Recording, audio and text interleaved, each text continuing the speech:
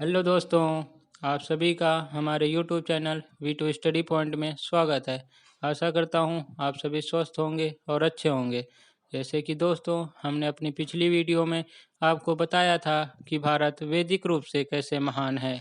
आइए दोस्तों, आज मैं आप लोगों के सामने एक नया टॉपिक लेकर आया हूँ, जिसमें मैं आपको बताऊँगा कि भारत को सोने की चिड़िया क्यों कहा जाता है। यह आपने सुना होगा कि भारत को पहले सोने की चिड़िया कहा जाता था, लेकिन क्या आप जानते हैं भारत में ऐसा क्या था कि इसे सोने का भंडार माना जाता था? तो जानते हैं भारत में सोने की कहानी, जो बहुत कम लोग जानते हैं। ये तो आप जानते हैं कि सोना काफ़ी कीमती होता है और इससे बनने वाले आभूषण काफ़ी महंगे बिकते हैं। लेकिन सोचिए, जिसके हाथ में सबसे पहली बार ये सोना आया होगा, तो क्या उसे इसकी कीमत पता होगी? वैसे भारत में भी सोने का इतिहास काफ़ी दिलचस्प है और भारत सोने का भंडार भी रहा है। इसीलिए कहा जाता है कि भारत सोने की चिड़िया था। आज हम आपको इसकी ही कहानी बताएंगे कि पहले सोना कहाँ मिला, फिर पूरी दुनिया में किस तरह इसके बारे में पता चला।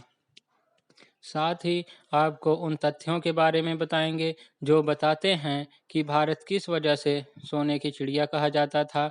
इसके अलावा जानते हैं कि भारत में सोने के बारे में कैसे पता चला और भारत में कितना सोना है। तो दोस्तों, पहले मैं आप लोगों को ये बताऊंगा कि सोना पहली बार कहाँ मिला। एपिक चैनल की एक डॉक्यूमेंट्री के अनुसार दरअसल 5500 साल पहले बार सोना मिला था। यह सोना मिस्र में मिला था। अगर दुनिया में इंसानों की ओर से खोजे गए मेटल की बात करें तो सोना और कॉपर सबसे पुराना गोल्ड है। जब यह पहली बार मिला था तो लोगों को यह एक आम पत्थर ही लगता था, लेकिन उन्हें धीरे धीरे पता चला कि यह कीमती पत्थर है। उन्हें पता चला कि इसमें जंग नहीं लगता, इसकी आसानी से कोई भी शेप दी जाती है। साथ ही यह काफ़ी चमकदार भी है। यह चमकता हमेशा रहता है। सोने की चमक बरकरार रहने की वजह से ये है कि यह खत्म नहीं होता और ख़राब भी नहीं होता। कहा जाता है कि 5000 साल से अभी तक माइन से जितना भी गोल्ड निकाला गया था, वो आज भी सर्कुलेशन में है। इस वजह से इसकी डिमांड काफ़ी ज़्यादा बढ़ गई है और इसे लग्जरी का प्रतीक माना जाता है। दोस्तों, अब मैं आपको बताऊंगा कि भारत में सोना कब आया। भारत में गोल्ड माइनिंग की बात करें तो अभी तक ये पता चल गया है कि 1800 साल पहले भारत में सोने की माइनिंग की जाती थी। कर्नाटक की रायचूर माइन से निकले गोल्ड की कार्बन रेटिंग से पता चलता है कि यह 200 एडी पुराना है। अभी कर्नाटक में सबसे ज़्यादा गोल्ड निकाला है। तो दोस्तों, हमने आपको ये बता दिया कि सोना कब आया और सबसे पहले कहाँ मिला और भारत में कब आया।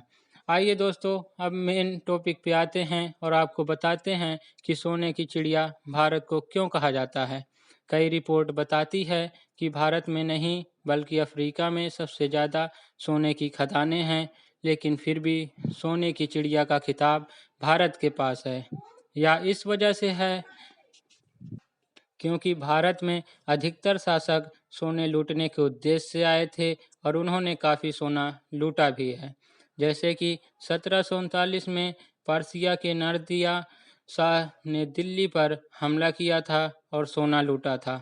कहा जाता है कि उन्होंने दिल्ली से इतना सोना लूट लिया कि उसके बाद 3 साल तक पर्सिया में किसी ने टैक्स नहीं दिया। और दूसरा, मुगल काल में शाहजहां ने एक सोने का तख्त बनाया था, जिसे तख्त ए तौस कहा जाता था। बताया जाता है कि तख्त में 1 लाख तोला सोना लगा था। इतना ही नहीं, भारत में इतना सोना था कि पहले शाहजहां ने ताजमहल को सोने का ही बनवाना चाहता था। मगर आप सोच रहे होंगे कि जब सोने की खदानें इतनी कम थी, तो फिर भारत के पास इतना सोना कहाँ से आया। इसका कारण ये है कि भारत ने ये सोना मसाले और सिल्क जैसे सामान बेचकर कमाया था। यानी ये सोना व्यापार के जरिए लाया गया था। भारत में कितना सोना है, इसका अंदाज़ा अभी भी नहीं लगाया जा सकता कि गुजरात के सोमनाथ मंदिर को कई बार सोने के लिए लूटा गया था। वहीं 2011 में जब पद्मनाभ मंदिर से खजाना निकला था तो अंदाज़ा लगाया तो समझ आया कि वो सोना केरल के बजट से कई गुना। इसके अलावा ऐसे भी कई खजाने मंदिर में होने की बात कही जाती है। तो दोस्तों, आप लोगों को ये जानकारी कैसी लगी हमें कमेंट सेक्शन में ज़रूर बताएं और मेरे कुछ प्रश्न हैं जिसका उत्तर आप हमें कमेंट सेक्शन में दीजिए। धन्यवाद दोस्तों, आप हमारे साथ जुड़े रहने के लिए हमारे चैनल को लाइक शेयर एंड सब्सक्राइब कीजिए।